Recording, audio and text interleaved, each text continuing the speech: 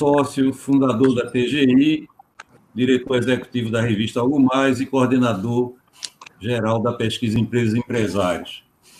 Com essa live, a gente retoma nosso projeto Pernambuco Além da Crise, que é uma iniciativa da TGI, Consultoria em Gestão, da Algo Mais e do INTG, no âmbito da pesquisa Empresas e Empresários. Mais uma vez, nós teremos um conjunto de profissionais com atuação destacada nas suas áreas de atuação, que vão nos apresentar suas reflexões sobre as oportunidades e exigências no cenário pós-pandemia aqui no nosso estado. Começando, então, a agradecer a participação do secretário da Fazenda de Pernambuco, Décio Padilha, que vai nos falar sobre as finanças públicas do estado. Na sequência, João Bosco de Almeida, ex-secretário de Infraestrutura do estado, ex-presidente da CHEST, vai falar das oportunidades que os resíduos sólidos urbanos podem trazer para as nossas cidades aqui do estado de Pernambuco. Marcela Andrade, da Marta Lima, e presidente da ABAP Pernambuco, vai falar de um tema transversal a todos os setores, que é a propaganda neste cenário pós-pandemia, e será seguida por Paulo Dantas, da Agrodan, de Belém de São Francisco, que vai falar da fruticultura irrigada além da crise.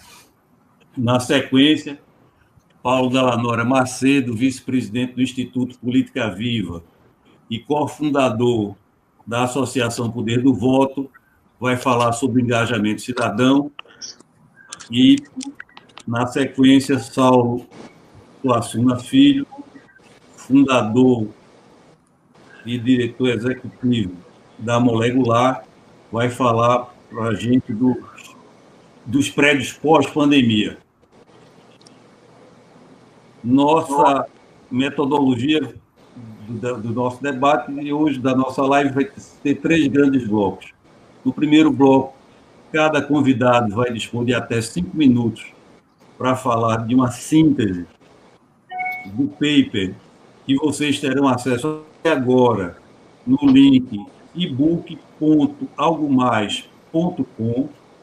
Vocês acessam este link e terão acesso ao e-book, vão poder baixar gratuitamente e ter acesso a todo o conteúdo desses nossos convidados. Então, como eu dizia, cada um vai ter 5 minutos para fazer uma síntese das suas considerações. No segundo bloco, vai haver pergunta dos convidados, entre eles, e no terceiro bloco, nós vamos abrir a palavra para os convidados que nos assistem nas redes sociais, a quem também eu agradeço pela participação. Então, como o secretário está participando, concluindo, Décio Padilha está concluindo uma participação numa outra live, eu vou passar a palavra para João Bosco de Almeida, a quem eu agradeço, e peço que ele faça suas considerações em até 5 minutos sobre as oportunidades que os resíduos sólidos urbanos nos trazem. Bem-vindo, João Bosco. Muito obrigado por sua participação. Muito obrigado. Boa noite a todos que estão na sala e os que estão acompanhando a live de casa. Dizer da satisfação de reencontrá-los aqui para um bate-papo sobre essas questões importantes que temos para enfrentar aqui em Pernambuco. Em primeiro lugar, eu gostaria de, pegando um tema mais geral, Pernambuco após a crise, eu gostaria de ressaltar a importância do trabalho que o Estado de Pernambuco fez na gestão da pandemia. Para além dos cuidados com a saúde da população, essa pandemia fez com que o Estado se aproximasse de todos os setores das atividades econômicas do Estado. Então, o Estado teve que conversar com o setor de hotéis, de restaurantes, indústria, serviços, em suma. Acho que a pandemia ensinou ao Estado uma nova dinâmica de governar. E essa dinâmica vai permitir ou vai facilitar nossa vida aqui em Pernambuco após a crise, porque os setores das atividades econômicas estão muito mais organizados do que antes, e o Estado também aprendeu muito nesse diálogo que manteve com cada um dos setores. Isso é muito importante para o desenvolvimento econômico do Estado e para uma governança mais moderna do poder público. Feito esse parêntese, voltando e entrando no tema específico que me foi dado, nós estamos estudando o aproveitamento energético de resíduos sólidos já há uns 3 anos. Fizemos vários estudos em cerca de 20 municípios brasileiros já, e desenvolvemos alguns modelos de negócio que podem viabilizar a utilização de resíduos sólidos como fonte energética. A primeira pergunta que todos fazem quando se fala desse assunto é: por que é que no Brasil não tem nenhuma usina produzindo energia a partir de lixo, enquanto o mundo tem mais de 2.000 usinas instaladas? Só a Europa, que é uma das regiões mais exigentes do ponto de vista ambiental, tem mais de 800 usinas produzindo energia a partir do lixo. E a resposta é bem simples. Primeiro, porque a energia gerada a partir de lixo é cara. E ele, para se viabilizar, precisa de ter outros componentes de receita no modelo de negócio que deem viabilidade econômica. E o segundo componente de receita, além da venda da energia, vamos chamar assim, é o próprio pagamento pelas prefeituras para você receber o lixo delas. É uma taxazinha que se chama aí no mercado de gate fee. Então, o cara desenha o projeto da usina, recebe um gate fee das prefeituras para receber o lixo, similar ao que ele faz para pagar o aterro lá. Hoje, ele manda para um aterro pagando até mais do que R$100 por tonelada de lixo aqui no Nordeste. Então, o empreendedor recebe uma taxa para receber o lixo da prefeitura. Com o lixo, ele produz energia e vende essa energia no mercado. A partir daí, se desenha o modelo de viabilidade econômica. Um segundo modelo, que eu já até apresentei aí na Algo Mais ao amigo Ricardo, é um sistema de compensação de energia. A prefeitura gera energia para ela mesma e aluga, faz um aluguel da usina a um empresário. Esse é o melhor, do ponto de vista econômico, é o que dá melhor viabilidade, porque a prefeitura chega a zerar o gate fee, porque a energia que ele compensa produzindo, ela é suficiente para pagar o aluguel da usina num modelo de PPP. Por que é que esse modelo não está se sustentando? Ou não vai para frente? Porque você tem que fazer um contrato de longo prazo com a prefeitura e a prefeitura não tem garantias recebíveis adequadas para oferecer como garantia. Então, toda vez que você leva o projeto para um banco, ele olha como é aqui, quais são as garantias aqui?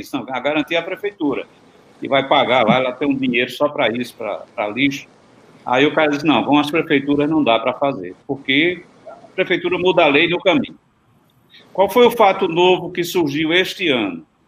Este ano, a ANEEL, junto com o Ministério de Minas e Energia, tomaram uma decisão que no próximo leilão de energia, que vai ter agora em julho e em setembro, a ANEEL vai reservar, o Ministério de Minas vai reservar uma parte da energia a ser contratada para a fonte de resíduos sólidos urbanos.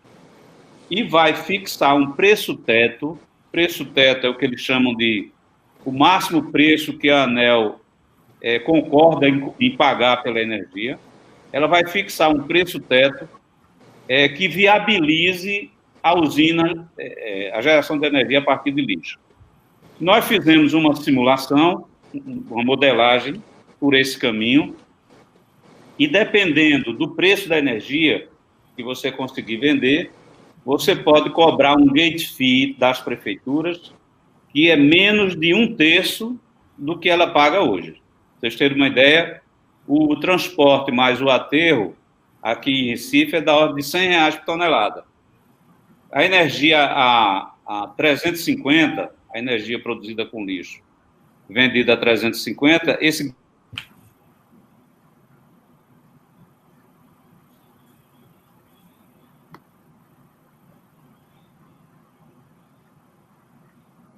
Acho que Acho que travou. O sinal de João Bosco travou.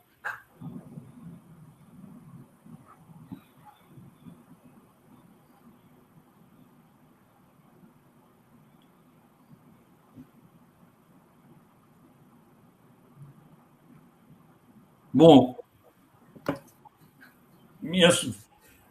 Marcela, vamos passar para as suas considerações. Depois, quando o João restabelecer o contato, a gente pede para ele concluir. Bem-vinda, Marcela. Obrigado por participar da nossa live, do nosso e-book. Eu que agradeço, Ricardo. Boa noite a todos. Para a gente falar de comunicação, é falar de comportamento, né? Então, assim, como é que vai ser esse comportamento pós-pandemia? A gente está tendo alguns sinais atualmente. As pessoas mudaram vários paradigmas. As pessoas que não acreditavam no home office estão trabalhando no home office. As pessoas que não se preocupavam em praticar esporte e ter uma saúde boa já mudaram um pouco esse pensamento. As pessoas se voltaram muito para dentro de casa, né? De ter aquele conforto do faça você mesmo que a gente normalmente não tem. Então, para a gente é o seguinte: novos hábitos, novas oportunidades. E eu vi uma frase muito legal essa semana que diz o seguinte: mudou a demanda, mude a oferta. Então, a gente que trabalha com comunicação está sempre tentando entender o consumidor, né? Como é que ele está vendo tudo isso, qual é a intenção dele de futuro. Existe uma discussão da redução do consumo. Então, esse consumidor agora vai consumir do jeito que ele consumia antes? Provavelmente o consumidor que está preso em casa esse tempo inteiro vai querer viajar de imediato quando ele for vacinado, vai querer ir para uma festa, encontrar os amigos. Então, essas características, essa jornada do consumidor, como a gente chama, é o que vai balizar a comunicação. Hoje a gente tem várias tecnologias que facilitam o entendimento do consumidor, não só através da navegação, como também através da interação, né? A gente tem como debater com ele, entender o que ele está achando, e ele responde isso, mesmo quando as empresas não perguntam, eles dizem se está bom, se está ruim, se precisa melhorar, o que é que está fora do escopo que ele gostaria. Então, é um novo tempo que já existia antes e que essas ferramentas vão ajudar muito no pós-pandemia. Então, a gente acha que a comunicação continua numa linha, só que houve uma aceleração, né? É aquela história, foram os 10 meses que significaram 10 anos. As pessoas mudaram, principalmente na parte de comércio, de e-commerce versus presencial, existe muito esse debate também, né? O e-commerce, hoje em dia, está com uma participação muito grande na venda das empresas. Isso vai continuar? Não sei, as pessoas aprenderam a ter comodidade, a economizar tempo, né? Então, a gente tem que estar sempre antenado com isso, todo mundo olhando para a sua empresa e pensando como é a melhor forma de se comunicar com o seu consumidor, porque cada vez mais a gente entende que o mais importante na relação empresa, boa noite, né? O mais importante na relação empresa-consumidor é a empatia, é entender, é aquela pessoa se sentir compreendida, atendida. Então, isso é meio parecido com com as relações pessoais mesmo. Você tende a se aproximar de quem você tem uma afinidade maior. Isso cada vez mais acontece com as marcas. Então, as empresas precisam entender isso e precisam procurar compreender os seus consumidores.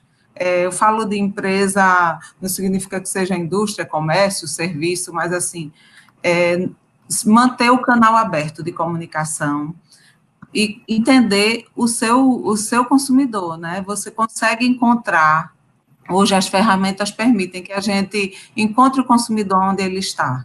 E, às vezes, eu até escrevi a minha parte no e-book antes de assistir Dilema das Redes ou Privacidade Hackeada, e depois pensei que eu devia ter feito alguma observação sobre esse assunto, mas assim, eu vejo muito a inteligência artificial não só pelo lado negativo, mas também pelo lado positivo para as empresas e para os consumidores. Quantas vezes a gente já ouviu um consumidor dizer que agora está melhor, porque ele recebe propaganda, mas é daquilo que ele gosta, porque hoje existe isso, né? Você faz uma mídia, como a gente chama, programática, e só fala com o público que realmente se interessa por aquele assunto. Então, o desperdício de verba é menor e a assertividade é maior. Isso não significa que a mídia de massa perdeu a sua força, muito pelo contrário. Aqui no Brasil, a gente vê que a mídia de massa tem uma força até maior do que em outros lugares, e a gente vê vários players digitais como iFood, Hotel.com, sei lá quantas marcas, que são digitais e anunciam na TV. É isso. Eu fico à disposição para a gente debater mais. Comunicadora, se abrir, a gente vai falar aqui a noite inteira. Eu vou encerrar para a gente ouvir Obrigado, Marcela. Espaço, gente. Bom, pessoal, então, queria anunciar aqui que o nosso secretário Décio Padilha já conseguiu entrar.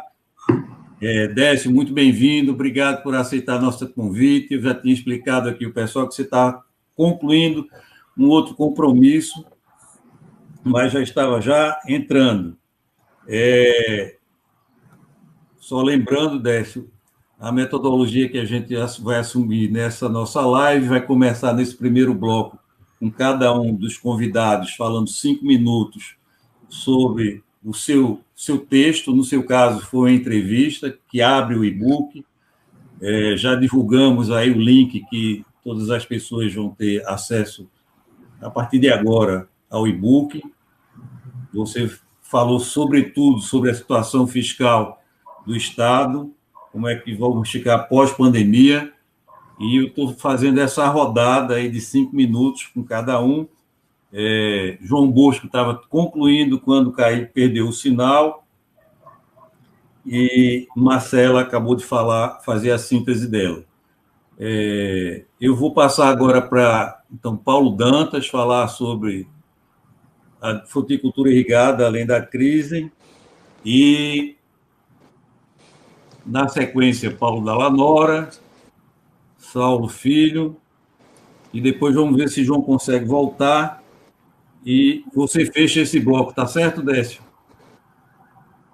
Então, por favor, Paulo Dantas, bem-vindo e obrigado por aceitar nosso convite. Boa noite a todos. Obrigado, Ricardo. Parabéns à TGI, Algo Mais, e NTG pelo e-book. Foi um prazer participar do e-book. O agronegócio ele foi privilegiado durante essa pandemia por ser considerado uma atividade essencial. Então, a produção de alimentos que não poderia parar. Então, o agronegócio aproveitou essa situação e correspondeu e fez a diferença nesse ano no Brasil. Bateu recorde nas exportações, ajudou bastante na balança de pagamento do Brasil, evitou um tombo maior na economia. E dentro do agro tem o meu setor, que é a fruticultura irrigada. A fruticultura, apesar das cifras da fruticultura elas serem muito pequenas em relação ao agro como um todo, de soja, de milho, etc., carne, mas ela gera proporcionalmente muito mais emprego do que essas outras commodities, e ela tem uma produtividade muito maior por hectare e gera muito mais divisas por hectare do que essas culturas grandes. Mas a fruticultura irrigada é bastante importante, principalmente na nossa região, em Pernambuco, no semiárido Pernambuco, Bahia. É o setor que se gasta menos, tem o menor investimento para gerar um emprego, e a fruticultura irrigada correspondeu.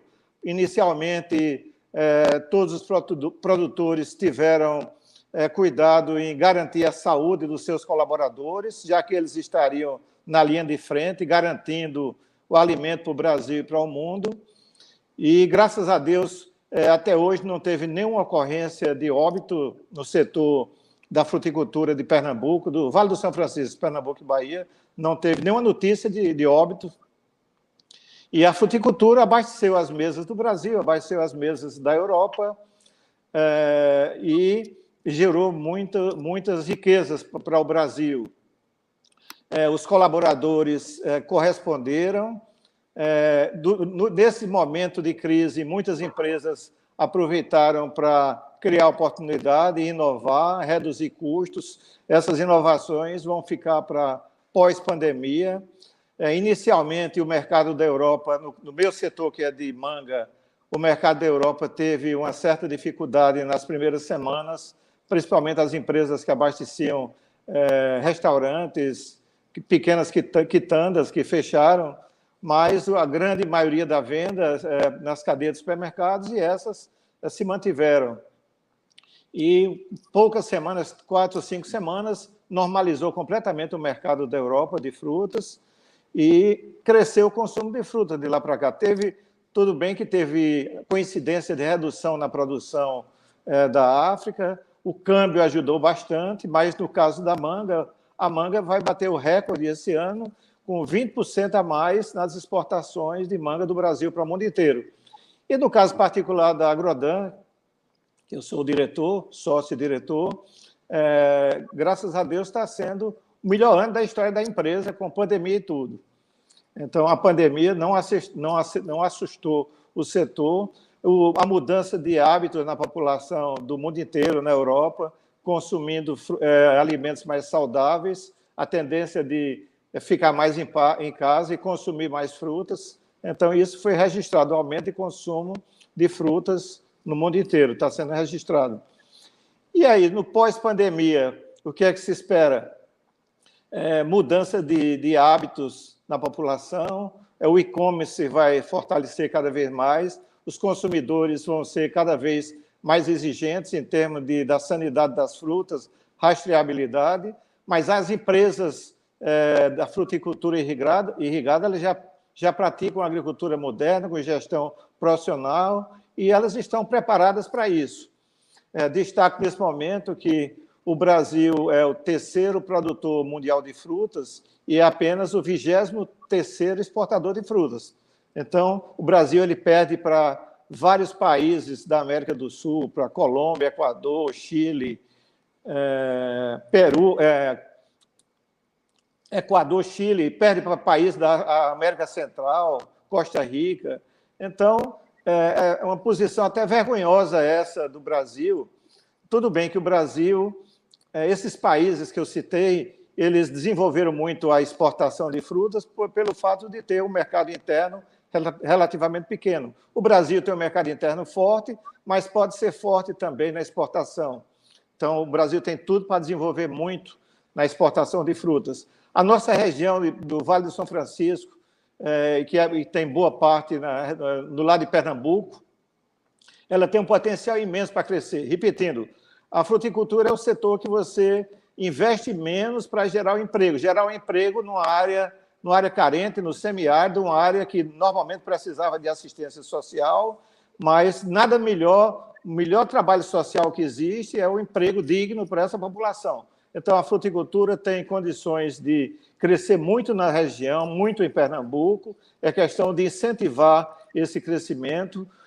Hoje, o crescimento, a fruticultura está bastante desenvolvida no entorno de Petrolina, e isso precisa ser descentralizado, precisa ser levado para outras regiões, tem toda uma região até o sertão de Itaparica, você tem quase mais de 300 quilômetros de margem de rio para ser explorado. Só que é uma população pobre, com pouca informação, que praticam a agricultura bastante arcaica, em contraste com o que é praticado na região de Petrolina. Então, essa região toda pode ser desenvolvida com a agricultura moderna, associada à apicultura, que é bastante lucrativa também. A indústria, o setor necessita de indústria. A região de Petrolina hoje tem carência de indústria para aproveitar a sobra das frutas e vai ajudar na comercialização das frutas, ajudar na elevação dos preços. Então, eu sou um entusiasta da fruticultura e eu acho que Pernambuco, se resolver focar nessa questão da fruticultura, desenvolver a nossa região com a fruticultura, pode se transformar no futuro num pomar do Brasil. Então, é isso aí, e vamos aguardar aí o debate final, aí, o bate-papo e as perguntas. Obrigado, Paulo Dantas. Bom, pessoal, João Bosco conseguiu voltar para a nossa live. Bem-vindo de volta, João Bosco. Obrigado. Vou voltar a palavra para você concluir suas considerações. Só lembrando aqui, Décio, João Bosco estava falando das grandes oportunidades que os resíduos sólidos urbanos podem se apresentar na geração de energia, falando também que a grande dificuldade era a falta de segurança jurídica, fez um comparativo do preço por tonelada do lixo tradicional e com o preço por tonelada do lixo gerador de energia. Foi aí que ele perdeu o contato e estava dizendo que tinha uma grande novidade que talvez pudesse destravar esses impasses. Por favor, João Bosco, por favor. Muito bem. A minha rede aqui nunca caiu, mas hoje caiu, né? Quer dizer, sempre tem a primeira vez. Eu fiz uma rede com o celular aqui. Então, eu estava falando que a ANEEL, nos próximos leilões agora de 2021, vai reservar uma parte da energia que vai ser vendida no mercado regulado para a fonte resíduos sólidos urbanos, biomassa de lixo, melhor dizendo. Esse projeto nós já simulamos, é possível colocar essa energia no mercado na faixa de R$350, cobrando das prefeituras uma taxa, um gate fee de R$30 por tonelada, que é um terço do que Recife paga hoje, né?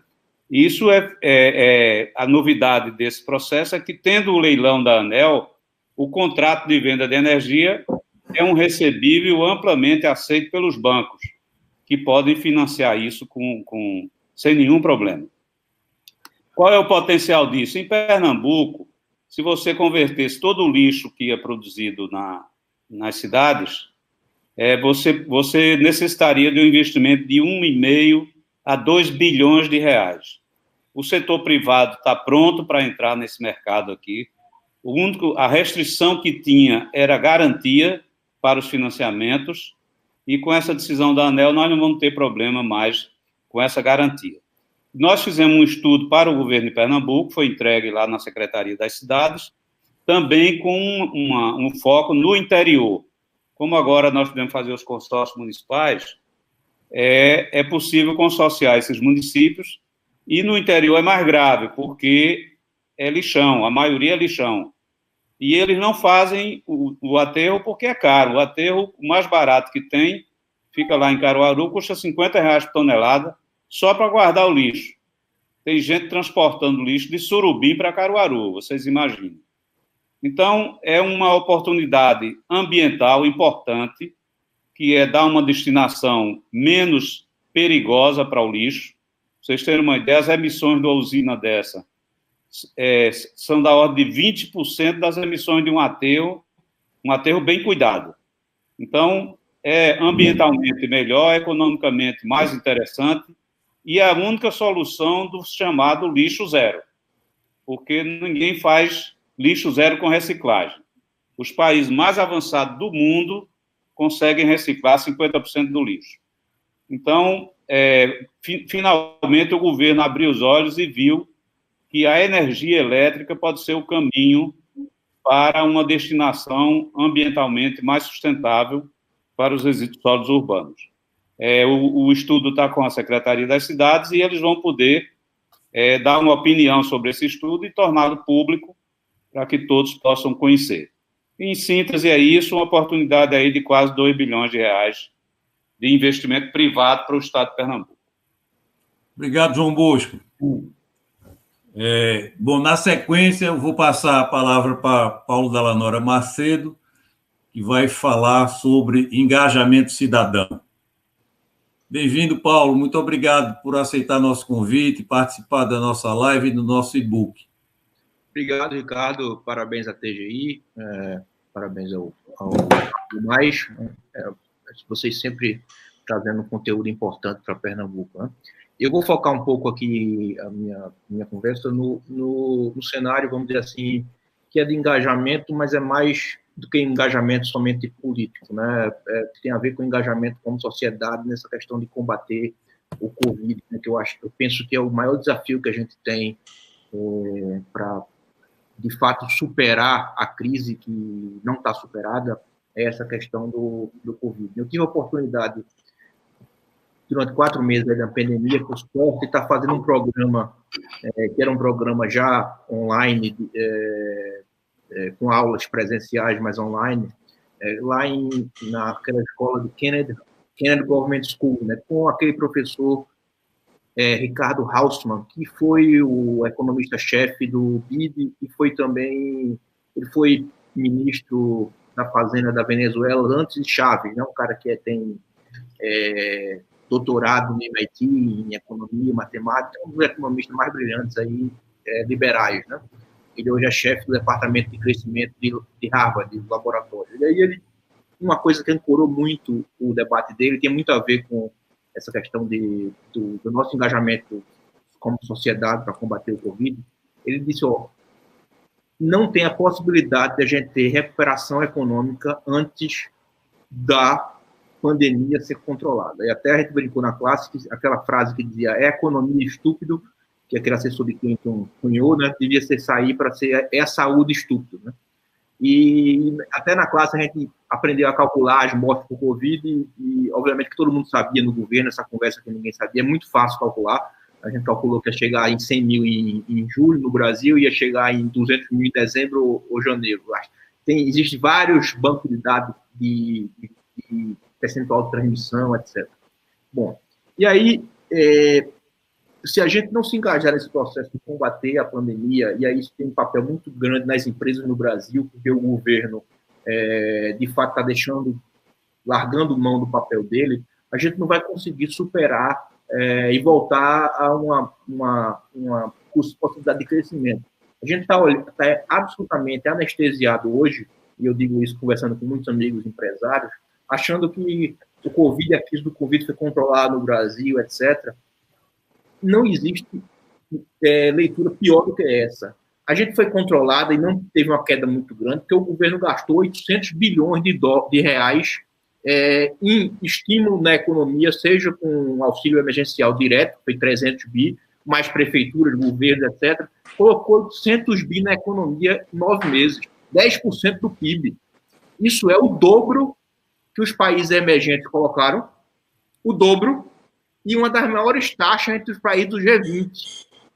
É óbvio que a gente está achando que a pandemia não teve efeito muito grande, porque a gente jogou na economia 10% do PIB, então você teve absorveu uma queda, mas isso é artificial, porque obviamente que se você não consegue fazer isso o tempo todo. Qual é o desafio que está acontecendo? Claramente a gente não tem uma perspectiva de vacinação no Brasil em 2021, claramente, isso aí não tem nenhuma dúvida. O vírus é uma criatura que evolui, já tem várias cepas, né? Já tem uma cepa nova agora na Inglaterra, que tem uma transmissão mais rápida, etc. O vírus evolui, e o nosso presidente está dizendo que quem se vacina pode virar jacaré. Então a gente tem uma luta entre o vírus que evolui e o presidente que está ainda discutindo aqui se vacina é importante ou não. A situação da gente é muito delicada, porque a gente não pode manter esse nível de suporte da economia de 800 bilhões em 2021, não há a menor possibilidade. Então, a gente já está numa situação orçamentária péssima. A gente já fez um gasto na pandemia, que muitos dele foi necessário, mas óbvio que foi excessivo. São dados, né? Não sou eu que estou dizendo, a Fundação Bill Gates, é economista. A gente teve um dos maiores gastos do nosso patamar de renda. A gente perdeu 150 bi de renda na economia. E o auxílio emergencial colocou 300 bi na economia. Você vai hoje nos distribuidores de comida e a turma de básico, acha que foi uma maravilha, melhorou. O Brasil nunca teve a renda abaixo do salário mínimo, foi o melhor nível, foi em agosto desse ano. O melhor percentual foi em agosto desse ano, porque se jogou a quantidade de dinheiro, 50 mil por mês. Mas isso não se mantém.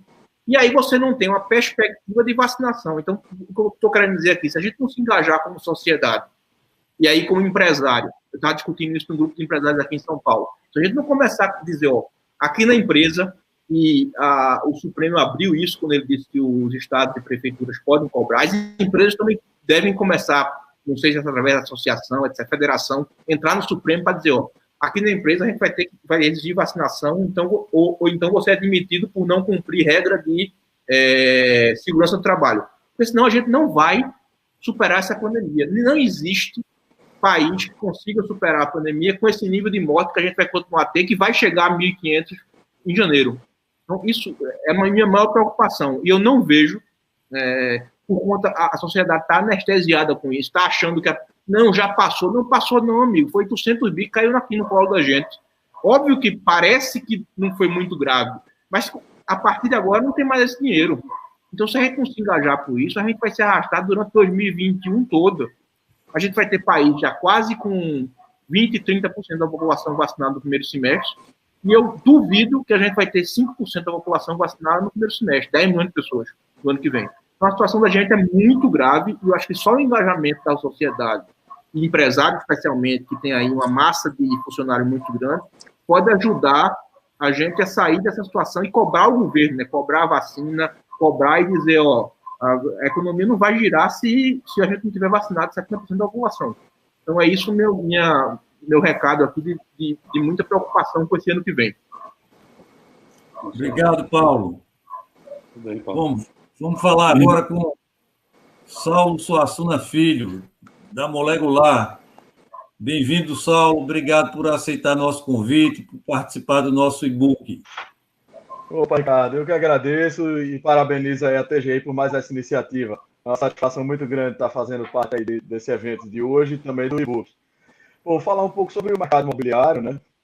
Que já vinha aí nos últimos anos saindo de uma das piores crises que já tinha sofrido durante vários anos, com números muito baixos, né, de venda e consumindo estoque. E nesse ano, particularmente, quando começou, né, ele já vinha aí no final de 2019, já apontando uma recuperação de preço e um aumento aí das vendas, da confiança também. E aí isso, num contexto de juros mais baixos, né, e ao mesmo tempo volatilidade na bolsa e câmbio alto, fez aí um cenário perfeito para o mercado imobiliário esse ano. Então, janeiro e fevereiro foram meses muito bons. E aí, em março, naturalmente, quando chegou a pandemia, vieram algumas semanas de incerteza, mas que também, ao mesmo tempo, deram uma oportunidade ímpar para o mercado imobiliário, porque as pessoas em quarentena passaram a conhecer os seus imóveis numa intensidade que nunca antes tinha acontecido, né? Então, vendo seus defeitos, suas qualidades, e principalmente vendo aquilo que não existia dentro dos imóveis, alguns usos nos imóveis, e que a pandemia trouxe esses novos usos. Então, as pessoas passaram a desejar mais espaço, e isso, aliado ao cenário econômico que já vinha se desenhando, impulsionou aí as trocas de imóveis, deu uma movimentação, está dando aí uma movimentação do mercado, apesar da crise, apesar de tudo isso que a gente está vivendo. Esses novos hábitos, né, esses novos desejos, né, fez com que a gente repensasse as formas de projetar e também a maneira que as pessoas passaram a se relacionar com os imóveis, tanto residenciais quanto comerciais, né? E aí, por essa razão, nós criamos aí o projeto Pandebio, né? Que é basicamente um edifício conceito feito para materializar nesse projeto soluções, né, tendências e até inspirar novas soluções para se combater a pandemia. Como o Paulo falou, a gente está longe ainda de erradicar essa pandemia, tem essas novas cepas, né, que ninguém conhece ainda, e tem outras possibilidades de novos coronavírus serem criados, o que leva aí os especialistas a crerem numa pandemia a cada 10 anos. Então, certamente, uma das preocupações que veio para ficar nos edifícios é a preocupação de não contaminação dos seus usuários, né? Então, foram 5 meses, basicamente, que nós realizamos 24 lives, com cerca de 80 painelistas de 11 países diferentes e de setores diferentes também, para a gente poder criar aí uma reflexão mais abrangente e poder ver como é que esse impacto vai modificar aí esses edifícios. E essas mudanças, elas já começaram a ser postas em prática, né? O mercado imobiliário está aí com um volume de lançamentos que desde 2013, 2014 não se via, e muitas dessas práticas que a gente debateu ao longo dessas lives já vêm sendo implantadas nos lançamentos que a gente está vendo aqui. E a gente observou aí um padrão de opiniões nesse debate, né, que a gente transformou em outputs, e a gente pode destacar, por exemplo, o uso do home office, que é uma coisa natural, que aí a pandemia acelerou também essa transformação digital, e todos nós estamos passando por isso. E a varanda gourmet, né, que passou não só a varanda gourmet em si, mas as cozinhas passaram a se integrar mais, que é uma coisa que já acontece aí nos Estados Unidos e na Europa, né, áreas de higienização nas entradas das unidades, né, áreas para exercício, isso também dentro dos prédios, né, das áreas comuns dos edifícios, também trouxe outras modificações, né? Então, as pessoas estão buscando áreas comuns mais compartimentadas, mais arejadas, né? Academias ao ar livre, muita conveniência, ou seja, honest market, né? Para você não ter que sair de casa, você ter alguma coisa ali que tem aí uma conveniência rápida dentro de casa. Delivery room aumentou muito o número de pedidos a domicílio, seja de encomenda pelo e-commerce, como a Marcela falou, mas também de alimentos, né, em casa. iFood aumentou em cerca de 70% de seus pedidos, compartilhamento de carro, de bicicleta e outros serviços geridos aí por aplicativos, né, que tem cada vez mais misturado o hardware dos edifícios com os softwares. Isso traz todo aí um novo estilo de vida, né, e é um estilo de vida assim, que valoriza bairros mais verdes, né, com melhor qualidade de vida, onde o caminhar faça parte de novo das vidas das pessoas, como a gente vê nos países desenvolvidos. E trazendo, por exemplo, para agora, para o nosso mercado, a gente vê um aumento, por exemplo, de procura em bairros como Casa Forte, Jaqueira, que eram bairros que estavam mais distantes, vamos dizer, do centro de escritórios. E agora, com a flexibilidade do home office, fica mais fácil você morar num bairro como esse, que tem uma qualidade de vida melhor, e, ao mesmo tempo, você poder fazer o seu horário de forma mais flexível, seja por horário ou até por dia da semana mesmo, mesclando com o home office. A gente tem observado também aumento de procura de alguns pontos de apoio de trabalho, seja por profissionais liberais que têm um escritório na Ilha do Leite em Boa Viagem, ou mesmo empresas que têm instalado um ponto de apoio na Zona Norte para que os seus funcionários possam trabalhar a parte da semana, e isso muda aí a dinâmica como um todo, né? Bom, uma outra coisa que eu acho que vale a pena a gente ponderar é que, com essa taxa de juros, as pessoas que estão desejando mais espaço para acomodar esses novos usos, elas agora vão poder ter um acesso a mais, porque a parcela ficou menor. Então, quem já podia comprar um apartamento que cabia numa determinada parcela, agora aquela parcela tem movimentado o mercado imobiliário e o setor está esperando 2021 como um dos melhores anos aí das últimas décadas. Espero que se concretize. Mais uma vez, obrigado. Obrigado, Saulo.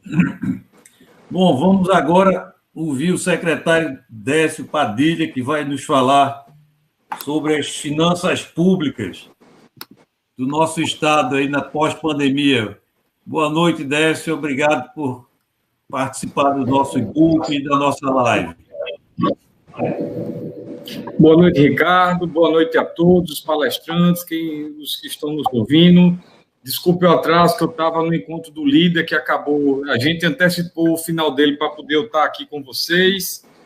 E veja, como são 5 minutos a fala, aí não dá para eu fazer uma apresentação nem da macroeconomia, como também da situação fiscal do Estado de Pernambuco, abordando o índice de poupança corrente, índice de liquidez, comprometimento de pessoal, endividamento. Eu vou falar de forma bem genérica, que eu tenho 2 apresentações específicas e também do ciclo de mudança de reforma tributária que está em curso. Então, vou tentar condensar o que de 25 minutos a gente fazer em si. A primeira questão referente ao quadro Covid. É importante entender que isso é muito difícil para quem não está no dia a dia de serviço público. A União, o governo federal, os estados, eles têm instrumentos totalmente diferentes conferidos pela Constituição. A União emite títulos. Ela pode imprimir moeda, não optou por isso, mas ela pode emitir títulos. E ela faz dinheiro e ajuda e enfrenta uma crise dessa com títulos emitidos, encurtando a dívida e elevando os juros para que os investidores que estão observando que são 5 anos de forma ininterrupta e consecutiva de resultado primário negativo da União, investir em título do Tesouro, uma coisa um pouco arriscada, mas que sabe que recebe. Então, pede-se mais o prêmio de juros. Então, está aumentando a Selic baixa, mas não a dívida de curto prazo da União. Ela está ficando pesada. Então, para rolar, até a partir de abril foi muita dificuldade. Eu acompanho de perto isso por causa do CONFAI.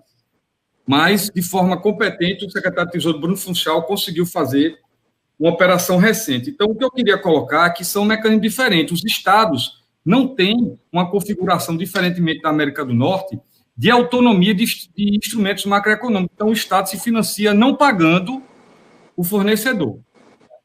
Então, é muito importante estudar sistema pós-pandemia, cenário micro e macroeconômico de Pernambuco, olhando para o país e para cá, se a gente entender a situação fiscal do Estado, porque o empresário só bota dinheiro dentro do Estado se ele vê que o Estado tem segurança, se o Estado tem saúde, se o Estado tem educação, que ele não vai botar dinheiro no Estado falido, não funciona em nenhum lugar.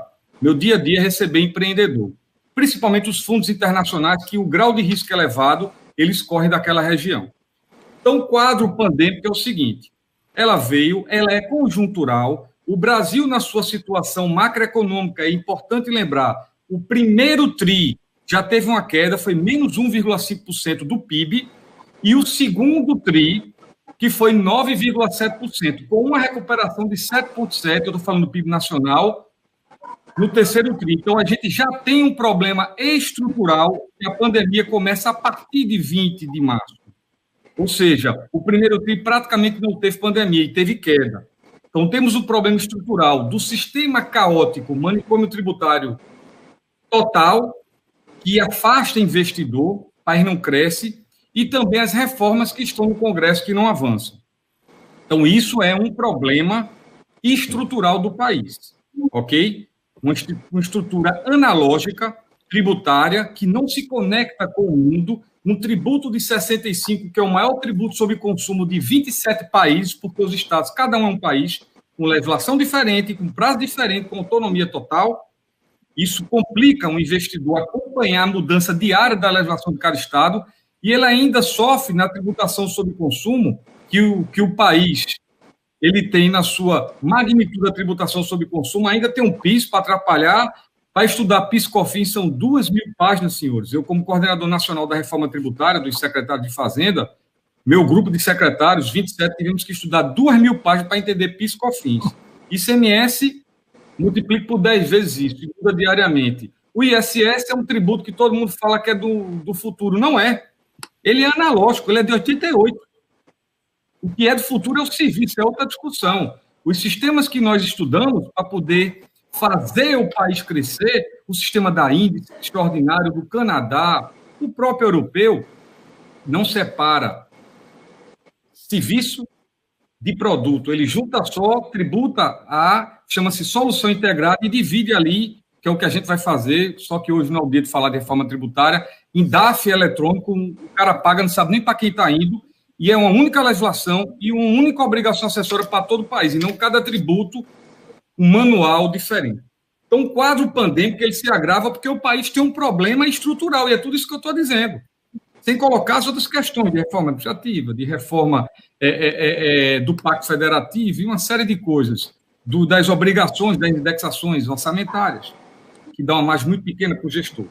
Nesse quadro pandêmico, os diferentes entes federativos trabalharam de forma com o que tinha. O Estado de Pernambuco gastou, senhores, 837 milhões de reais do dia 20 de março até o dia 21 de dezembro, 827 milhões de reais de recursos 101, tesouro, de ICMS. Porque o que a União passou, e passou sim ajuda, e eu vou explicar mais na frente, não é suficiente para o que nós vivemos. Tivemos uma queda de ICMS entre o mês de abril a junho de 1 bilhão e 40, só nesse intervalo. Uma arrecadação normal de ICMS de 1 bilhão e 600, 700, no mês de maio eu me vi com 900 milhões. E as despesas continuam, porque as escolas fecham, mas eu tenho que pagar cartão de alimentação de 17 milhões por mês, porque as crianças não têm condição de comer em casa. As escolas fecham, mas os salários eu não tenho como fazer 70% ou 30% de redução, não. Eu tenho que pagar na integralidade, e honramos com isso. Então, a pandemia ela tem um efeito devastador nos estados, porque os estados não têm como emitir título, perdeu o ICMS e as despesas ficaram. Nesse quadro de gastar 827 milhões a mais só de recurso do Tesouro, o orçamento da Secretaria de Saúde saiu, senhores, de 5 bi para praticamente 6 bi. Porque o ano ainda não acabou, ainda tem umas 15 dias de despesa. Dentro desse conceito, queda de ICMS e aumento de gasto, tudo isso não previsto no orçamento. No orçamento da gente de 2020, o ICMS ia crescer 8,5% e cresceu 12% no ano passado. E no primeiro TRI ele cresceu 8,5%. Ele ia bater a meta, talvez um pouco mais. Mas tivemos uma perda que a luta é tentar fazer o ICMS de 2020 ser igual a 19%, com uma bronca grande. Os custos do Estado, por serem condicionais, eles não são passíveis de corte. Só o custeio e investimento, que são despesas discricionárias. A despesa de pessoal e vinculação de saúde e educação não são.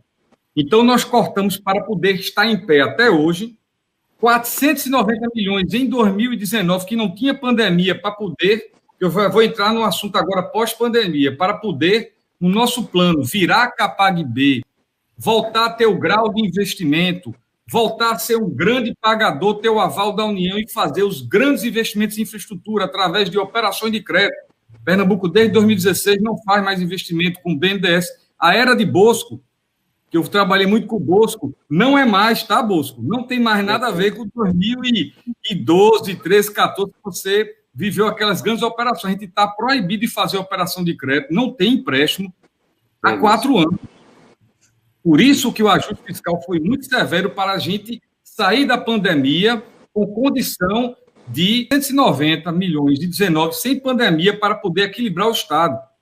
Ele estava com restos a pagar muito alto, de 1,6 bi. E acabamos 19 com restos a pagar de 1 bi. Reduzimos 600 milhões de restos a pagar e pagando as despesas em dia. Vamos para 2020. Chegamos em 2020. Primeiro TRI estávamos bem para caramba. Chega a pandemia, já expliquei, gasta 627 milhões e a receita cai. O que é que a gente faz? Corta mais 550 milhões de reais. Em que a gente corta? Que a Constituição permite. Tudo é constitucional. Custeio, que é o funcionamento da máquina, serviço terceiro, vigilância, limpeza, manutenção, essas coisas, serviço terceiro, mão de obra terceirizada, aí pode. E investimento, que botamos um teto de investir no máximo até 1,4 bi. E investir com lastro financeiro para buscar o equilíbrio, para buscar o CAPAG-B. O que é lastro financeiro? Hoje nós somos CAPAG-C, mas vou dar a boa notícia agora. Lastro financeiro é só da ordem de serviço em obra que tem o dinheiro em caixa. Só da ordem de serviço em obra ou contratar um serviço de terceiro para manutenção, projeto, vigilância, limpeza, combustível, o que for, desde que a Receita cubra, sem contar com o convênio federal, que nos últimos 5 anos vem reduzindo, e esse ano a redução é de 78%, senhores. Mas não é culpa do atual governo federal, não vou entrar em política, é porque o governo federal está há 5 anos com resultado primário negativo, e esse ano fechará negativo, diferentemente de Pernambuco, que fechará positivo, 820 bilhões negativo. Então, o dinheiro que veio do Covid, do governo federal, não poderia ser maior, porque teria que responder toda a queda do ICMS de São Paulo, Rio Grande do Sul, Minas Gerais, estados grandes. Então, mandou o que o Congresso Nacional pressionou. E, mesmo assim, foi 1 bilhão e 77 em 4 parcelas de 265,25 milhões, não corrigidas, mais 346 milhões que pode se aplicar no Covid. As nossas quedas e o nosso aumento de gasto foi bem maior do que isso. Sobrevivemos por causa desses cortes profundos de despesa na própria carne. Reduzimos o tamanho da máquina estadual, mantendo os serviços. Com isso, estamos no final do ano, com a situação do Estado equilibrada, com uma reunião marcada com o secretário do Tesouro Nacional para apresentar os números de poupança corrente, que o indicador constitucional diz que não pode gastar mais de que 95%, toda a receita corrente líquida, nós estamos gastando 93%, está com essa sobra de caixa, que não é sobra de caixa para distribuir dinheiro que a gente tem muita despesa, mas é um equilíbrio fiscal dinâmico pela Constituição e pelo Tesouro Nacional. Conseguimos melhorar o índice de liquidez do Estado de Pernambuco, que esse é direto para o CAPAG-B, é as obrigações todas do Estado financeiro por toda a receita disponível de caixa, diferente do outro, que o outro é contábil. Receita corrente, despesa corrente, qualquer um. Esse não.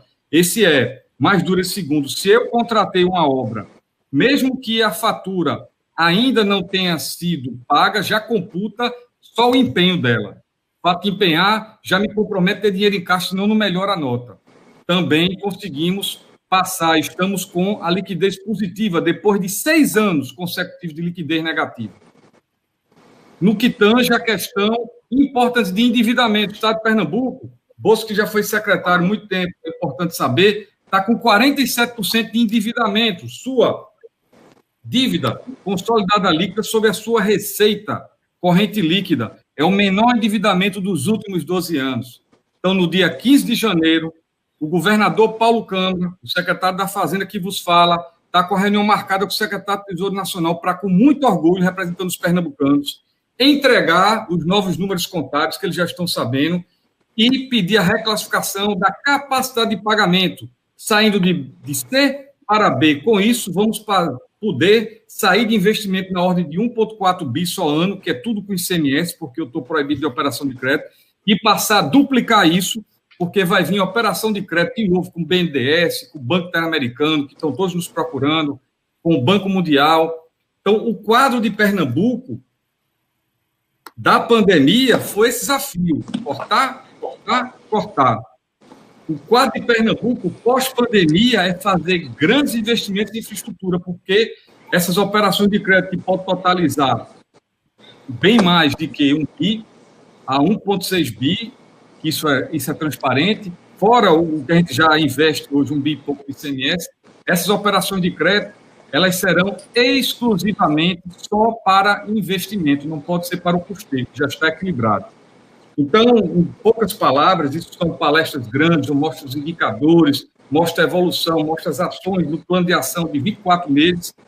Resumo o seguinte: o Estado de Pernambuco, em 24 meses, se equilibrou, uma pandemia no meio do caminho, os poucos instrumentos funcionais que tinham, focou no corte e, por fim, conseguiu fazer que a despesa de pessoal só variasse 2,8%, quando a inflação vai dar aproximadamente 4,21% do IPCA acumulado, que é a nossa inflação oficial, que a gente se baseia nela, já está 4,31%, vocês estão vendo, e de janeiro a novembro, 3,13%, faltando ainda dezembro, a projeção de 4,21% do Boletim Focus, nós estamos com 2,8% só de variação do grupo 1, que é a despesa de pessoal.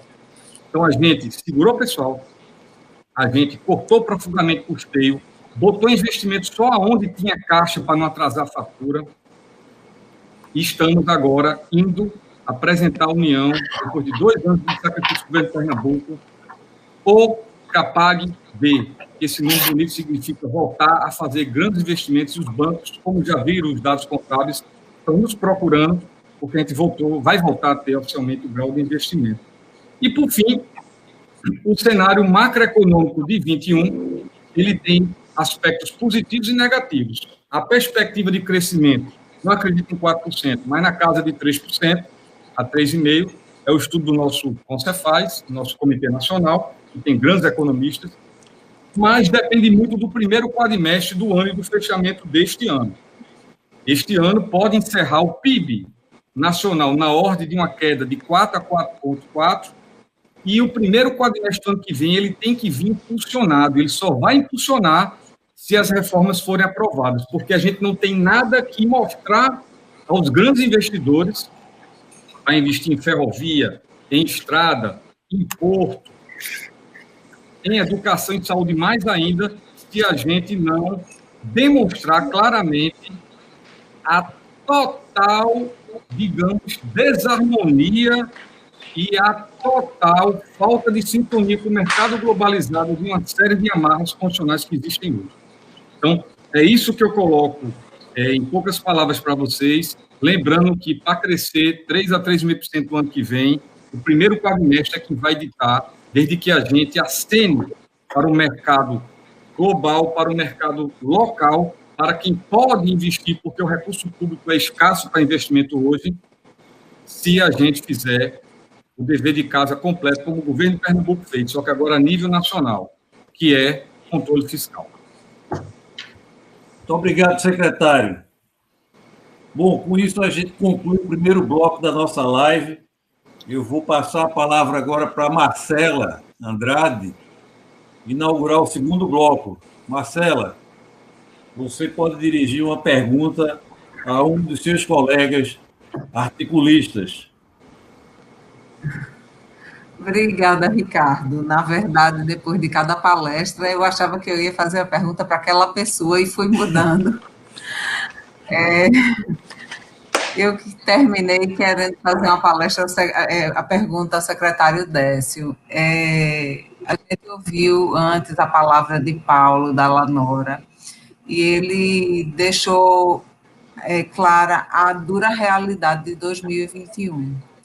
O secretário, em contrapartida, mostrou todo o trabalho que ele conseguiu fazer e, assim, todo o progresso que tivemos no Estado.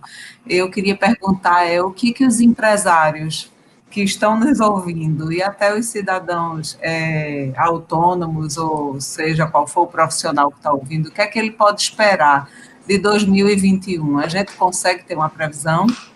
Bom, para a gente obter esse crescimento que o Boletim Focus está colocando, entre 3 a 3,5, o ministro Paulo Guedes fez uma grande entrevista na Veja Nova dessa semana, colocando que poderemos chegar até 4.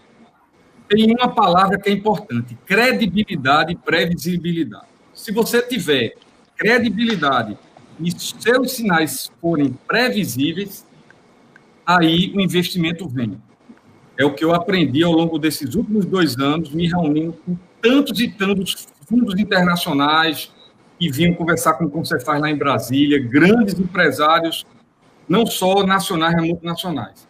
Se você tiver credibilidade, números claros, ação concreta, plano que te dê um norte para onde tu vais, bem como você tiver ação que dê uma previsão para o investidor, como vai ficar o país daqui a 6, 7 meses, a gente cresce.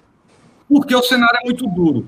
Porque nada do que está se colocando, e a previsão do Boletim Focus, está implantado. Então, o cenário duro desenhado está correto. Por exemplo, a reforma tributária não foi aprovada, está pronta. 27 governadores apoiaram. Eu tive a honra de ser o coordenador nacional dos 27 secretários, mas todos trabalharam muito. Protocolamos com o apoio de 27 governadores. Não foi votada. Não foi votada. É uma sinalização clara de previsibilidade de que só vai ter um único tributo e não cada estado com vários tributos. Esse é um ponto. Não é tributação única só sobre consumo, para não confundir com aquela proposta de Marx Sintra, não é. É um tributo só sobre consumo, que substitui ICMS, IPI, ISS, PIS, COFINS. Esses 5 são caóticos, né? Eles desaparecem, ficam só, com uma única obrigação acessória criada pelo Congresso Nacional. Então, é outro país. É outro país. É um país com tributo globalizado sobre valor agregado. Então, essa sinalização é que poderia trazer esse crescimento de 3%. Fora ela, nós temos um problema grande, a legislação dos fundos. Hoje você tem fundo naval, fundo não sei o quê, é muito o que a gente chama de empossamento. Fica recurso preso no final do ano, nacional, e reflete nos estados, que você não pode usar, e em outros lugares faltando dinheiro feito de investimento. Então, isso daí é uma legislação arcaica de 22 anos. De 32 anos, tem que ser alterado. Isso também sinaliza para os 3% de crescimento. Outra questão muito importante é a questão do que eu chamo das amarras de execução de um orçamento. Só 6% do orçamento, seja da União ou dos Estados, ele é livre. O resto é tudo, como é que se diz, com comando direto. Isso faz com que a gente também tenha um não crescimento de 3%, porque o investidor olha, poxa, o país não está investindo em estrutura. Então, neste contexto, agrava a situação fiscal do país. O país fecha o 6º ano com resultado primário negativo. O país atingiu 100% do PIB de 2020 na dívida bruta federal. Nunca foi assim. Há 10 anos atrás era 60%, tá? Os países emergentes, a média dos países emergentes é de 60% a 61%. A gente vai para 100%. E nós somos emergentes. Estou nem comparando com o de primeiro mundo. O endividamento de Pernambuco é 47%.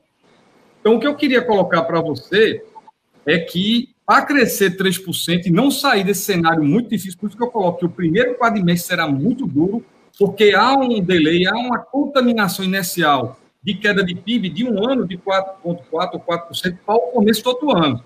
Se as reformas não forem aprovadas nos primeiros 3, 4 meses, não forem pelo menos sendo aprovadas em primeira discussão na Câmara e depois no Senado, não digo concluir, começar a votar, teremos um ano, não é difícil não, porque você não vai ter as duas palavras mágicas, credibilidade e previsibilidade. Teremos um ano dificílimo, mais do que difícil. Agora, se fizer as reformas, a começar da tributária e depois da reforma mais fiscal, a gente vai ter um ano de uma perspectiva de crescimento. Não acredito em 3, 3,5 não, tá? Talvez 3, um pouco menos de 3, se fizer todo o dever de casa. Então, é bom a gente ponderar esse crescimento, mas só cresce se fizer mudança. Obrigado, Décio. Já que você está com a palavra, Décio, você faz uma pergunta para um dos seus colegas aqui de live. Bom, quando eu cheguei, estava sendo falado de agronegócio, não é isso? Exato. Paulo Dantas. Era Paulo Dantas que estava falando do agronegócio. O agronegócio, Paulo Dantas, eu tive uma reunião dificílima, vamos usar a superlativa aí, dificílima com a bancada nacional do agronegócio. Os caras disseram, essa reforma tributária bonitinha que vocês, secretários e governadores, estão debatendo, como é que fica o agronegócio? Vai tributar esse agronegócio? E eu expliquei que a gente está tirando da Constituição qualquer tipo de incidência de tributo na exportação, que hoje o ICMS tem que ter lei Candir, porque há incidência do ICMS, o cara desonera numa lei e depois tem que a União recompor os estados. Não conseguiu recompor, foi aquela briga de 30 anos que fez um acordo agora. A minha pergunta para ti é o seguinte, pelo que você escuta do agronegócio, o que é que eles acham que mais amedronta, que mais pega com uma mudança do modelo tributário e que a gente, o Comitê Nacional de Secretários de Fazenda, poderia fazer algum tipo de interlocução e tentar atenuar, mitigar essa preocupação, essa ansiedade, porque a última reunião que eu tive, realmente, eles estão muito preocupados. A grande preocupação do momento é a questão da desoneração na folha de pagamento. Isso é o que afetaria muito as exportações, as empresas exportadoras. Isso é o que realmente, nos nossos grupos, a Associação Abra Frutas, é o que se comenta isso, que teria grande impacto nos nossos custos, se não é o veto à desoneração na folha de pagamento. É isso aí. Obrigado, Paulo. Agora, Paulo, você pergunta para um dos demais panelistas. Bom, eu estava em dúvida a quem perguntar, mas eu sou muito curioso e vou fazer uma pergunta ao meu ex-colega da Chesse, Bosco. Ele estava, antes de cair a internet dele, ele estava falando na competitividade da energia gerada pelo lixo. Ele estava falando em R$350 o megawatt-hora e, quando ele voltou, ele não concluiu esse raciocínio do porquê era muito caro, a questão da competitividade. Então, vou levantar a bola para Bosco terminar o raciocínio dele. Perfeito. Obrigado, Paulo. Veja, para viabilizar a venda de energia no mercado regulado, o consumidor brasileiro vai ter que pagar um pouco mais do que ele paga por outras fontes.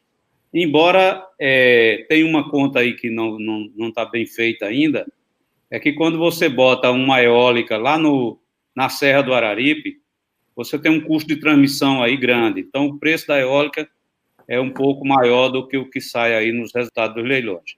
Mas o preço da energia no Mercado Livre hoje, por exemplo, está fora o período hídrico ruim que nós estamos vivendo, não é uma boa referência, mas o preço do Mercado Livre está em torno de R$250.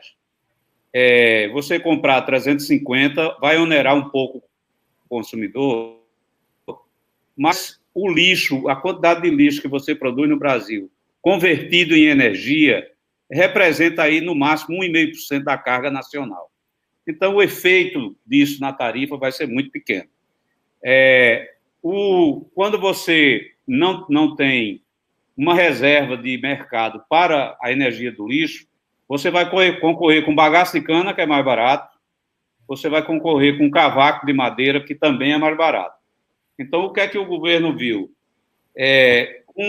Um pequeno acréscimo, que não é muito significativo, na tarifa de energia, você pode converter o lixo em energia, resolver um problema ambiental gravíssimo, que é o próprio aterro, é um grave problema ambiental, e você dá uma solução com pouco ônus para o consumidor de energia elétrica. Essa é a saída.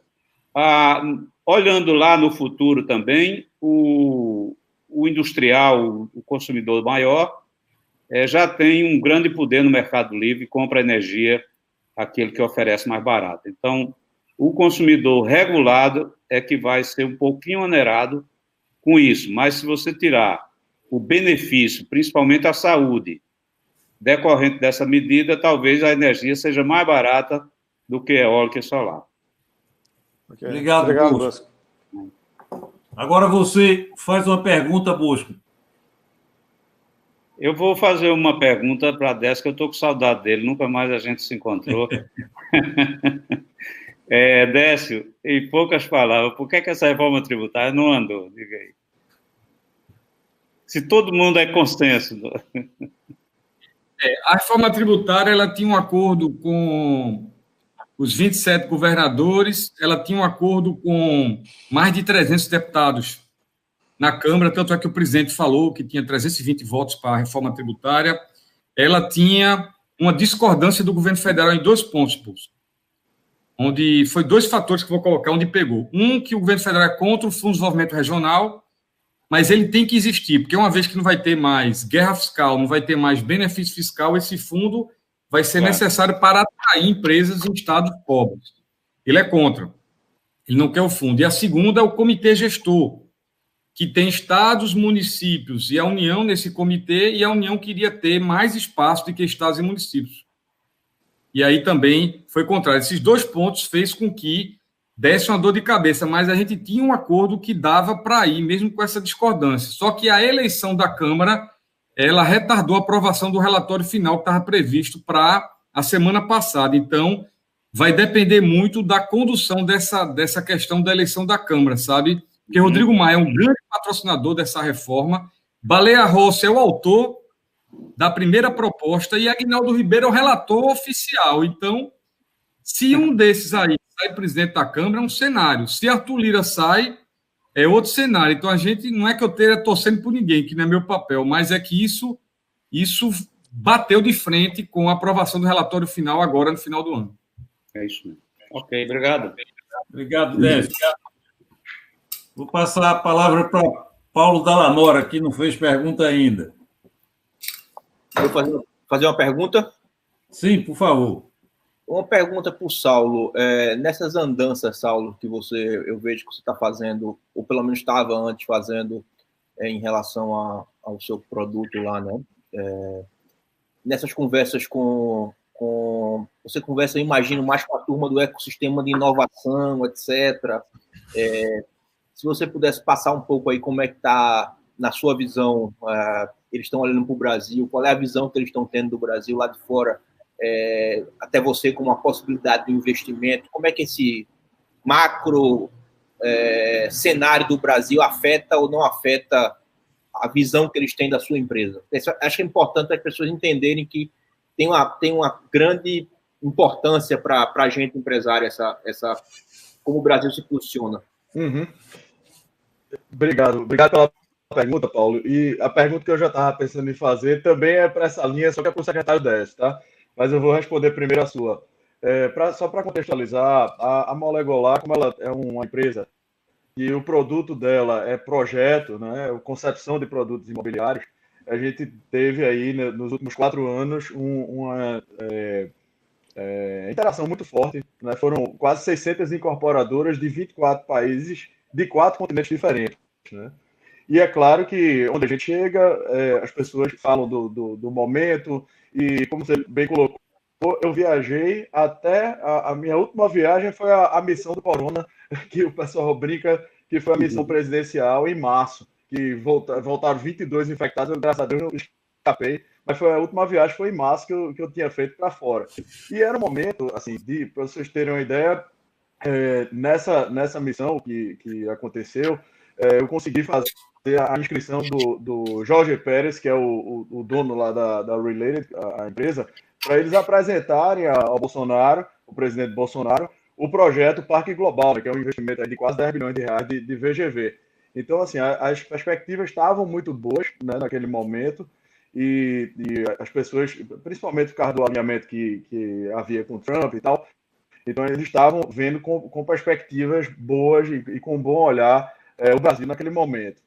E aí, se você me permitir, eu vou aproveitar essa resposta e fazer uma pergunta para o secretário Décio, porque essa semana no mercado imobiliário nos falou em outra coisa, além do que a desistência do seu João Carlos Paz Mendonça do empreendimento de Guadalupe, lá que ele vinha há 12 anos planejando aí em função de, enfim, pelo que eu li, de complicações na aprovação e etc., ele acabou desistindo do empreendimento, o que ficou todo mundo muito triste, porque era uma coisa muito positiva aí para o litoral sul, né? Nós temos uma construção civil, um mercado imobiliário muito forte, e temos a única empresa, a única incorporadora de capital aberto do Nordeste, que é a Moura do B, e que nos mercados que ela entrou se tornou líder de Salvador, até de Fortaleza também. E aí a gente levou aí, o mercado ficou muito sentido com essa desistência aí de seu João Carlos Paz Mendonça, principalmente no momento em que o Beach Park, por exemplo, no Ceará, acabou de anunciar uma expansão aí de 1 bilhão e 600 milhões, que movimenta toda aquela área ali e, consequentemente, traz mais turismo, né, para a região. E aí ia perguntar ao secretário, assim, se existia nesse plano, agora de 2021, né, a gente que viveu aí, principalmente no governo Eduardo Campos, o boom que Soap teve, de novas indústrias, etc. E lá no Ceará, no Porto do Pecém, por exemplo, já teve a siderúrgica, né, dos coreanos, um investimento de 4 bilhões de dólares, e agora, mais recentemente, a refinaria que tinha sido cancelada pelo governo federal foi retomada também por capital externo. Então, se está nesse plano, e se puder antecipar alguma coisa, o que é que o governo tem planejado para que a gente possa retomar os investimentos em swap, tanto industriais, né, e também como privados, como esse que a gente acabou de perder, infelizmente, em São João Carlos. Bom, eu acho que é importante, só uma coisa que eu olho muito nos estados, tá?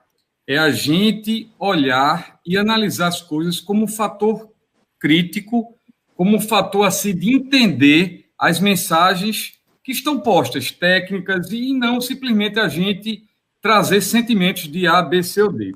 Primeiro ponto, importante. Pernambuco atraiu um investimento enorme da Shell. Dá um corte. Pernambuco é o único estado do Nordeste que tem Amazon.com aqui.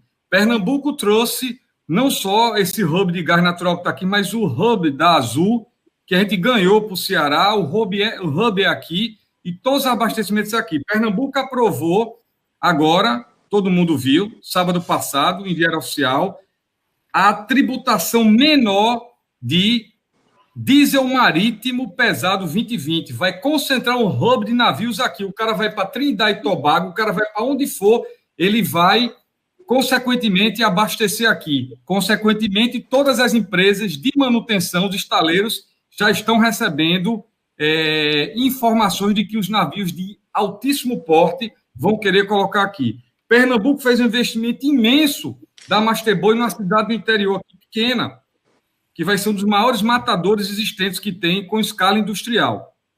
Pernambuco trouxe um polo agora petroquímico nos últimos 5 anos, que a gente tem a Indorama, que é de caráter mundial, que o grupo Alpec comprou a antiga petroquímica Suap.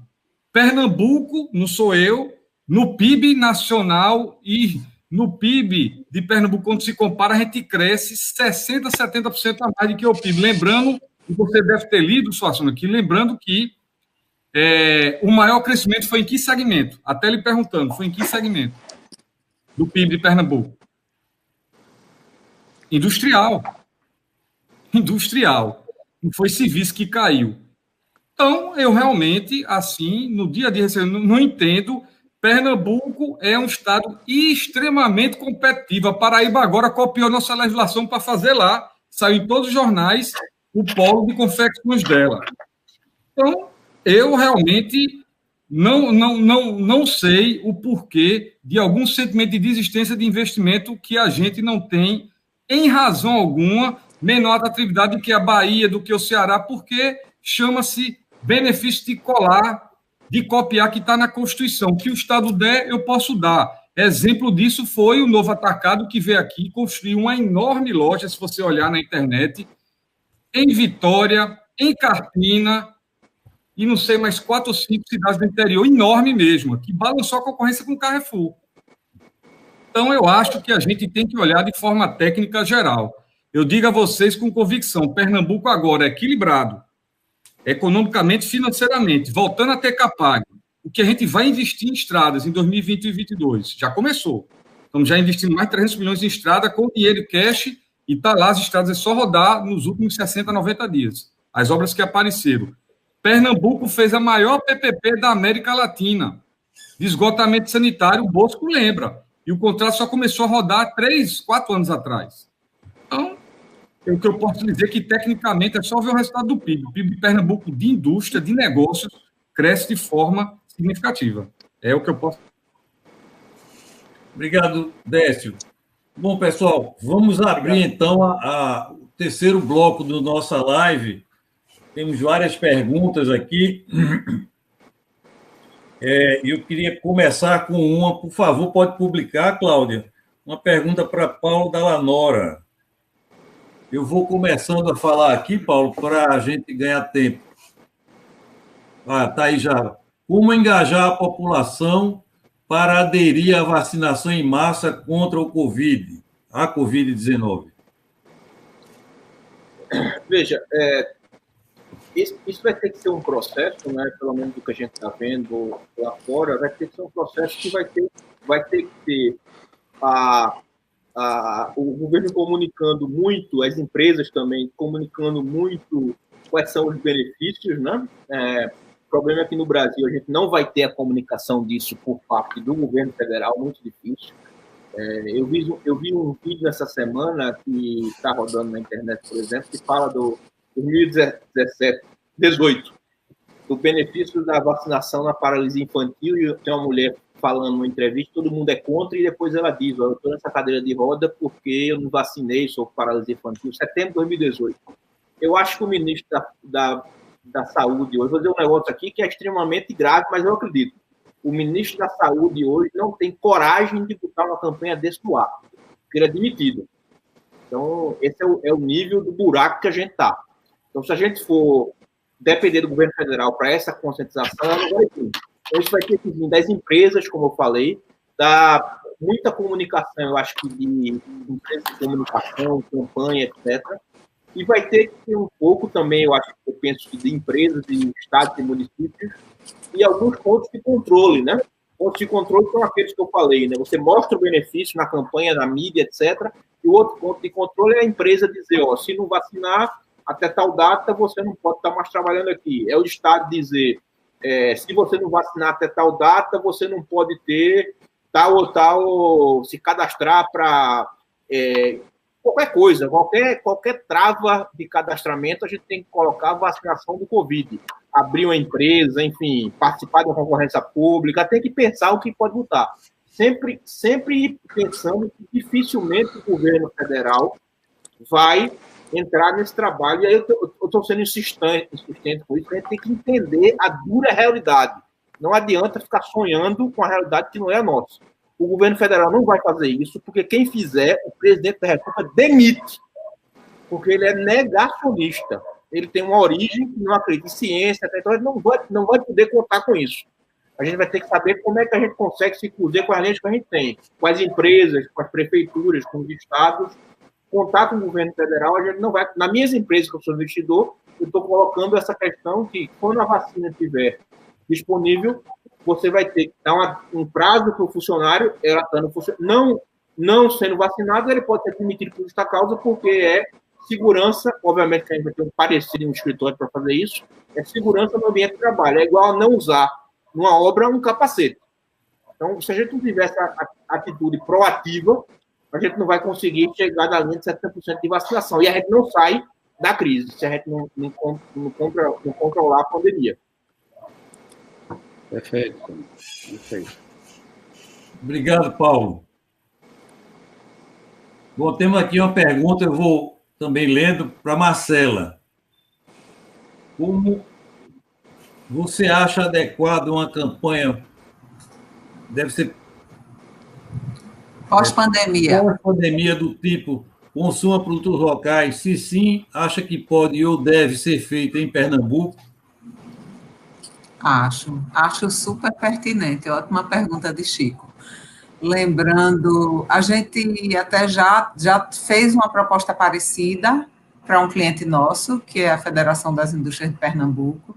Isso é uma coisa importantíssima das pessoas entenderem, que é o Estado sobrevive se as pessoas também fizerem a sua parte, né, de colaborar. A campanha é exatamente em cima disso, mostrando o porquê que a gente pede que as pessoas consumam Pernambuco, para manter os empregos, para as empresas melhorarem, para os empregos aumentarem e tal. Acho muito, muito pertinente. A gente fez 2 ações, uma que foi essa, do Consuma Pernambuco, e outra que foi em relação às pessoas, de fato, se engajarem para se cuidarem contra o Covid, para tentar diminuir a situação difícil que os hospitais já começaram a voltar.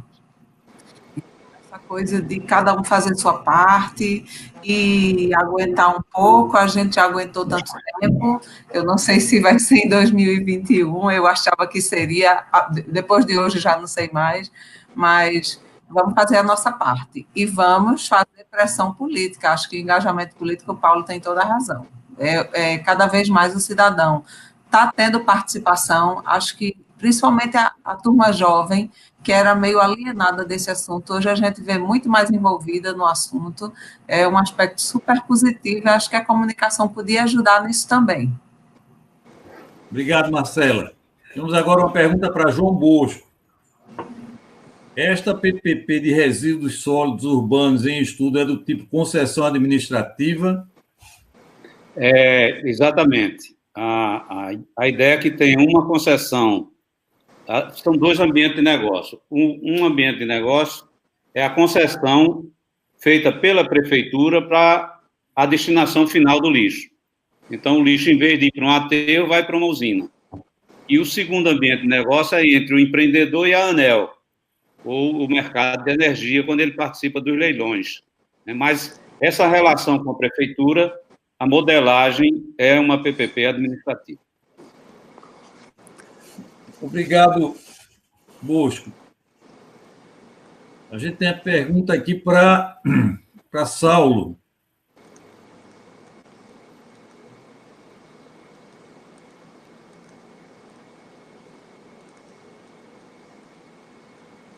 Um cara de pergunta aqui.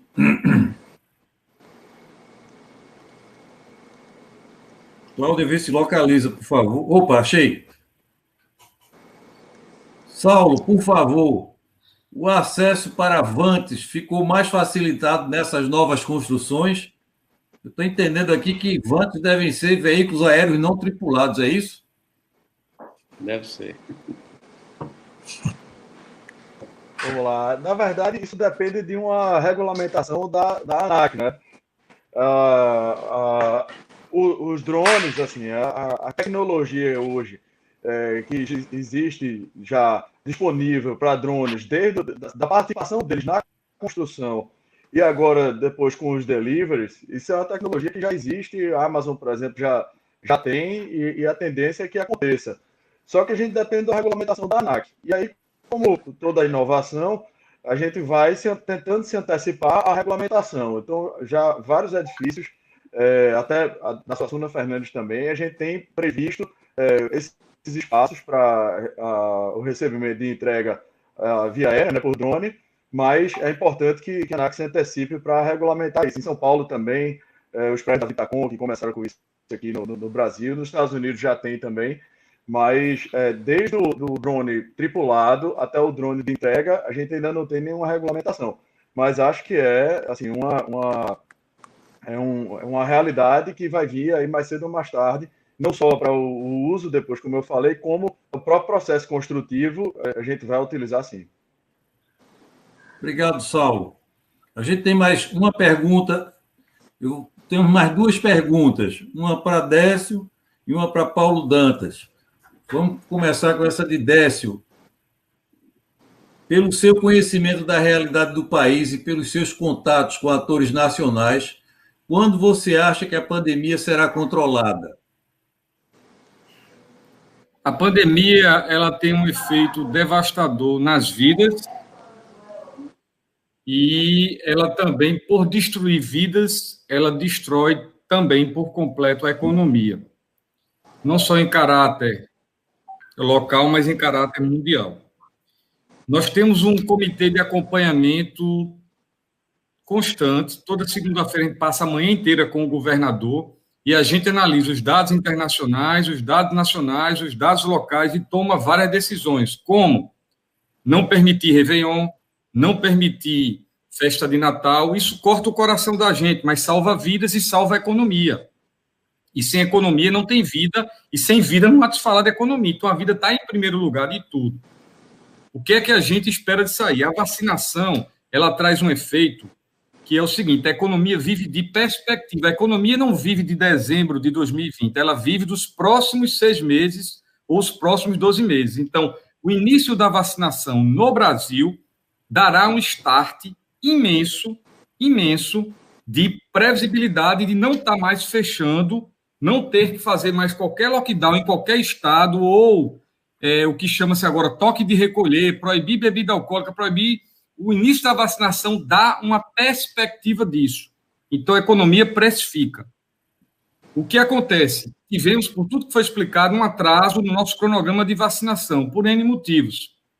Mas, se a gente iniciar a vacinação na primeira quinzena de janeiro, é uma sinalização macroeconômica muito importante, com rebatimento microeconômico, porque a gente traz uma perspectiva para esse país, como já está trazendo para a Inglaterra, para os Estados Unidos, para uma série de países, para a Rússia. Nesse contexto, o que é que eu posso dizer? Trabalhamos com a hipótese da vacinação em massa começar em janeiro, trabalhamos com a hipótese que nos primeiros 6 meses já haja impacto significativo naqueles grupos, digamos, mais prioritários, profissionais de saúde, pessoas idosas, enfim, aqueles grupos em que depois policiais, etc., tem toda uma sequência que ainda não foi disciplinada ainda no Brasil com clareza. Mas o que eu posso dizer, por todas as articulações dos governadores, com o presidente da República, com o ministro, e tudo aquilo que eu de perto assisto de movimentação dos governos com o governo federal, é que a gente terá, dentro dos primeiros 6 meses, um necessário impacto econômico face ao início da vacinação. Então, a gente não pode ter mais crise ideológica, não pode ter mais visão negacionista. A própria representação da economia do país, que é o ministro Paulo Guedes, ele disse que não há retomada de crescimento, está na Veja Nova, sem uma vacinação em massa. Então, a gente tem que vacinar. Como para ter equilíbrio fiscal, a gente tem que cortar a despesa, aperfeiçoar a arrecadação e ter muito cuidado onde coloca o dinheiro para investir. Então, só se pode falar em retomada desse país com uma vacinação iniciando logo em janeiro. Obrigado, Décio. Vamos concluir com mais uma pergunta para Paulo Dantas.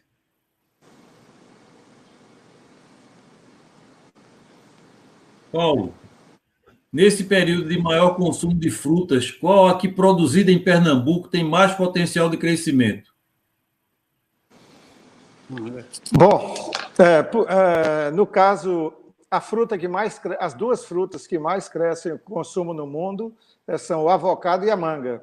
Então, em Pernambuco nós não produzimos avocado, então a manga é a fruta de maior consumo, maior crescimento.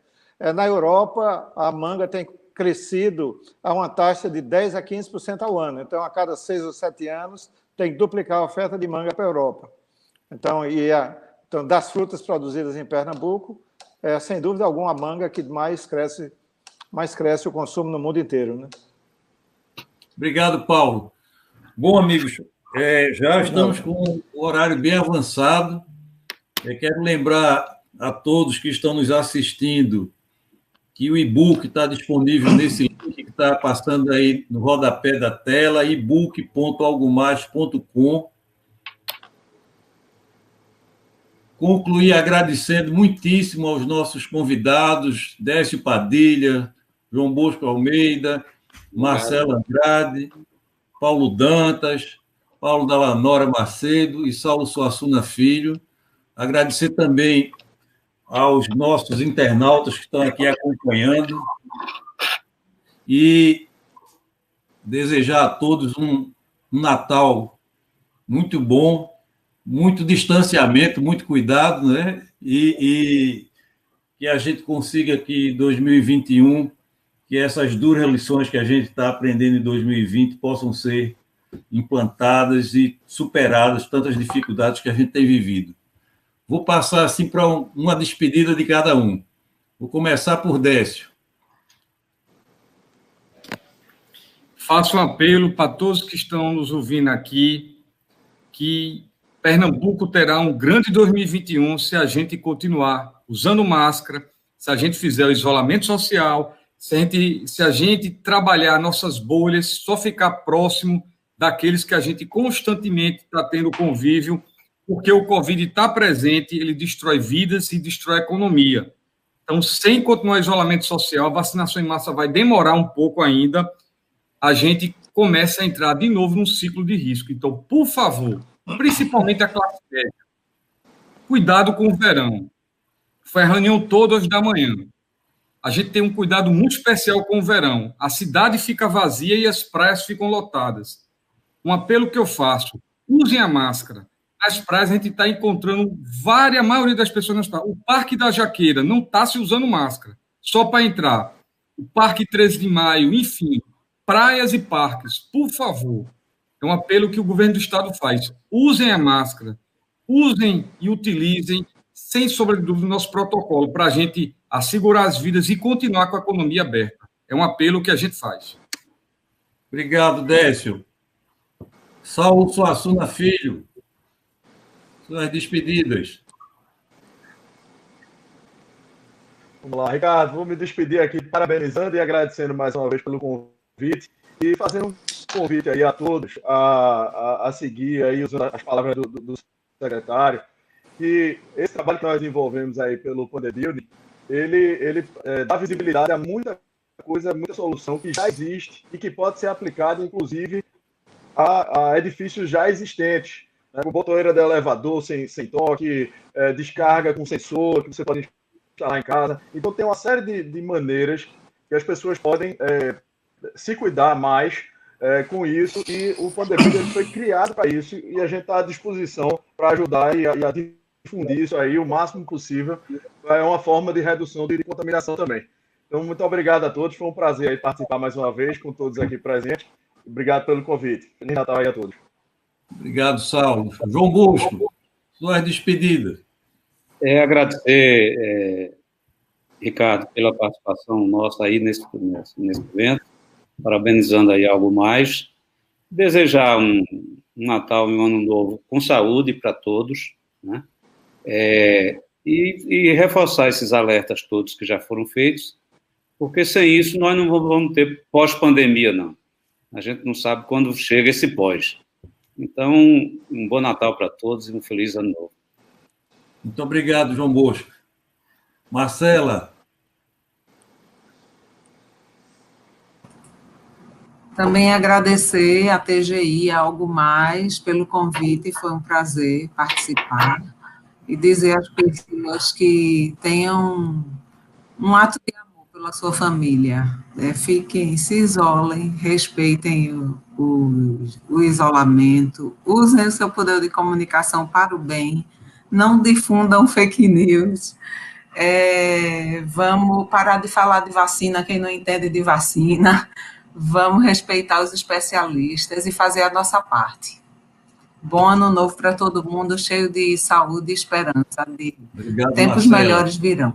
Paulo Dantas. Eu queria agradecer a TGI, Algo Mais, CNTGI, e NTG pela oportunidade, foi um prazer estar aqui.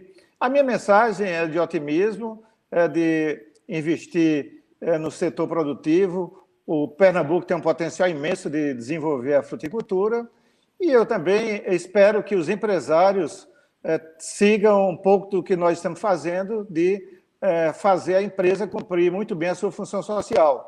Então, fazer com que a empresa cresça, mas também desenvolva a sociedade, como nós estamos no projeto de educação. A produtividade do Brasil está sendo uma das menores do mundo, exatamente pela deficiência na educação. Então, convocar os empresários a fazer a sua parte também, não esperar só que o governo faça tudo. Então, se pode ajudar na educação, se pode transformar as pessoas da região de atuação da empresa dando uma boa educação, vamos fazer isso. Obrigado, Paulo. Paulo Dallanora Macedo. Bom, a minha mensagem é reforçar muito o que o Décio já disse, né, e dizer que assim, eu tenho uma crença profunda que a gente só sai disso, de fato, quando a gente tiver um índice muito grande de vacinação, é o que todo mundo está dizendo, né, e usar a nossa pressão social como empresário, etc., para que isso vá nessa direção e entender que todo mundo que fala contra essa questão da vacinação, não só que fala contra, não fala a favor, não coloca a sua força a favor, está atrapalhando a nossa retomada do crescimento. Isso é bem objetivo para mim. Pode ser engraçadinho numa mesa de bala, no bar do bode, mas não dá para fazer a pessoa que é presidente da República, que é senador, que é governador, se engajar num processo desse. Eu acho que quem se engaja nesse processo está atrapalhando nossa retomada. A gente não vai chegar em 70% da vacinação com esse tipo de comportamento. Já é difícil sem ele. Com ele é quase possível. Obrigado, Paulo. Obrigado a vocês, obrigado a quem está nos assistindo. Em 2021, a gente volta com novas lives do Pernambuco Além da Crise. Obrigadíssimo. Boa tarde, boa noite. Obrigada. Um abraço. Obrigado. Um abraço.